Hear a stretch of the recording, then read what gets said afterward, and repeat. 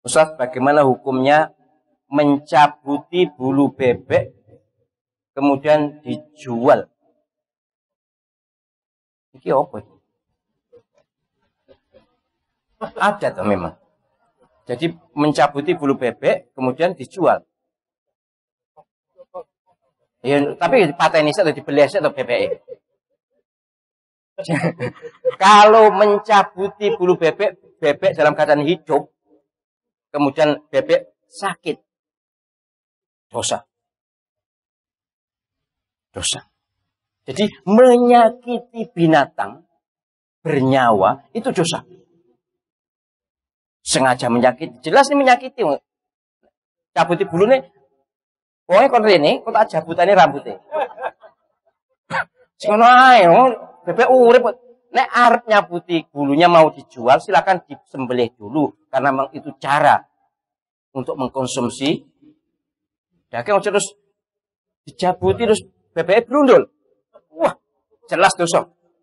Wis dosa wis gak usah suwen-suwen. Mengapa? Menyakiti. Nabi SAW menyatakan bahwa semua yang basah bisa menyebabkan dapat pahala dan bisa mendapatkan dosa. Yang basah maksudnya yang bernyawa. Memberi atau membantu makhluk bernyawa dapat pahala, walaupun itu semut, walaupun itu kambing, walaupun itu kucing, walaupun itu anjing. Tapi menyiksa yang bernyawa juga dosa. Kisahnya dalam banyak hadis sahih, ada orang masuk neraka karena nyiksa kucing, ada orang masuk surga karena memberi minum anjing. Itu aja, dengan pedoman pada itu bisa menyimpulkan bahwa tidak boleh menyakiti makhluk. Kalau menyembelih kan memang caranya sudah. Maka mancing, jika mancing untuk hiburan, enak. Kon rene sing mancing. Tak kene pancing mulutnya dilutik ngono. Sakit kan? Tapi kalau untuk pangupo jiwa, untuk pencaharian, memang pekerjaannya mencari ikan dengan cara pancing, ya sudahlah. Moga-moga diampuni Allah SWT. Tapi mestinya harus ada cara lain, misalnya dengan jala atau dengan wuwu atau dengan apa yang tidak menyakiti. Tapi kalau memang caranya itu, ya sudah.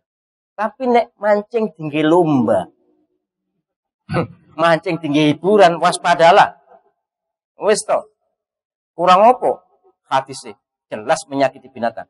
Di kuliah solusi spiritual jangankan binatang, pohon-pohonan itu tidak boleh seenaknya dipotong. Ada hadisnya loh. Jadi dalam tingkatan tertentu kita ini harus sangat santun pada semua makhluk. Bahkan sebenarnya termasuk jin. Yang nggak jahat, kalau jin jahat memang musuh kita. Tapi musuh pun kita juga harus mengambil jarak. Jangan lalu musuh lalu menyerang. Ya nek menang, nek kalah. Tapi tidak semua jin lalu dianggap jahat kemudian jadi setan. Enggak lah. Jin yang setan yang dimusuhi. Tapi kalau tidak setan ya enggak lah. Juga binatang. Moro-moro semut, wobong. Lah apa salah semut itu? Kalau memang mengganggu, iya. Jika gula panganan semut, ya gula kuwi nek salah gak ditutup toh. Yang ngene aja nyalane semut, nyalane manusa nih. Lah apa ndek. Jadi binatang itu ganggu karena kita garai. Bahkan beliau menyatakan nyamuk itu nak diobati, disemprot malah nyeluk bolone. Tapi nek diajak komunikasi malah tidak. Wallahu alam, coba silakan dijajal. Nek anak nyamuk, sorry ya Mu ya. Aku harus turu aja ganggu. Kalau dari hati yang paling dalam kemudian ikhlas, insya Allah nyamuk yuk rumangsa dhewe. Tetapi benar ini, pokoknya cobalah, silakan dicoba. Semua binatang, bahkan sudah pernah saya sampaikan kan, mangga pun saya sendiri praktek. Mangga pun ketika kita ajak komunikasi, kita doakan, kita halusi, gelem berbuah. Ketika tidak, ya tidak berbuah. Itu pohon, itu nyamuk. Apalagi manusia. Jadi Islam itu tidak ada ajaran terorisme, ajaran kekerasan, itu tidak ada itu. Itu ngarang-ngarang toh itu. Orang yang nuduh Islam anti toleransi, macam intoleran dan sebagainya, itu ngarang-ngarang saja. Yang benar, Islam itu agama yang sangat santun, rahmatan lil alamin, rahmat bagi seluruh alam, bukan manusia saja, seluruh alam. Ya alam hewan, alam tumbuh-tumbuhan, alam bahkan alam jin. Kecuali syaitan. Kalau syaitan memang musuh kita, dan syaitan itu manusia dan jin, atau jin dan manusia itu memang musuh. Itu pun kan kita juga dalam menghadapi musuh, enggak semua orang jahat langsung terkampleng kan, enggak juga kan. Setan juga begitu, enggak langsung kemudian kita amuk, juga tidak lihat-lihat kondisinya. Tapi sekali lagi, hindari menyakiti makhluk. Hindari menyiksa makhluk. Saya tadi senang ada di negara mana, Australia mungkin ya, orang yang menyiksa kanguru dihukum 14 bulan kalau nggak salah. Pokoknya ada hukumannya. Bagus itu. Menyiksa binatang kanguru. Dan sesungguhnya para penggemar binatang piaraan, kalau memelihara binatang sendirian, jago sendirian, manuk sendirian, waspadalah. Dikira itu gak menderita. Menderita itu. Lihat penjinan jaja, dikurung dewe. Ayo. Wes gak usah dikurung, pokoknya dewe gak oleh rabi, gak oleh nyanditi, wes pokoknya gak oleh ngunuwi. Ayo. Nek wis tuwek ora apa.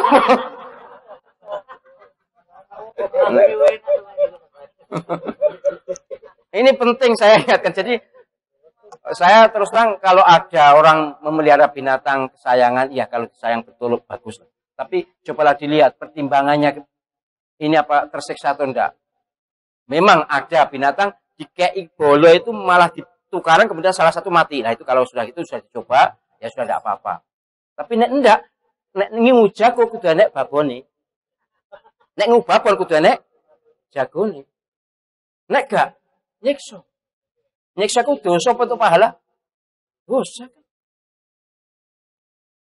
Ya ku dalile.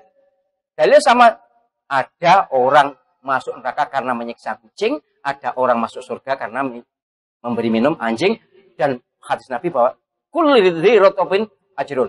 Semua yang basah itu punya pahala. Maksudnya yang basah itu yang bernyawa atau yang hidup maksudnya. Nyawa itu enggak berarti soal bernafas saja. Pohon-pohon yang hidup itu bisa punya pahala. Mafhum mukhalafahnya, jika sebaliknya, maka bisa mendatangkan siksa. Bisa mendapat pahala, bisa mendapatkan siksa, tergantung perlakuan kita. Niat, cara, akibat. Walaupun nebang pohon, tolonglah yang santun, yang baik. Mana yang perlu ditebang, mana yang tidak. Jangan seenak-enaknya, jangan sekena-kenanya. Jangankan pohon, batu pun sebenarnya hidup. Di Quran tuh, wa inna minal hijarati lama yahbitu min khasyatillah. Di antara batu-batu itu ada yang gugur, yang logur, yang gelundung karena takut pada Allah SWT. Bahkan lau anzalna hadzal Qur'ana ala jabalin la ra'aitahu khashi'an mutasaddian min khasyatillah. Coba, kurang apa itu surah Al-Hasyr itu? Kalau Al-Qur'an diturunkan pada gunung, gunung itu mesti akan gemetar karena takut pada Allah SWT. Berarti ngerti kan gunung? Nah kok manusia gak ngerti? Ini ayat melarang memilih pemimpin muslim, memilih pemimpin non muslim. Wah, cetai.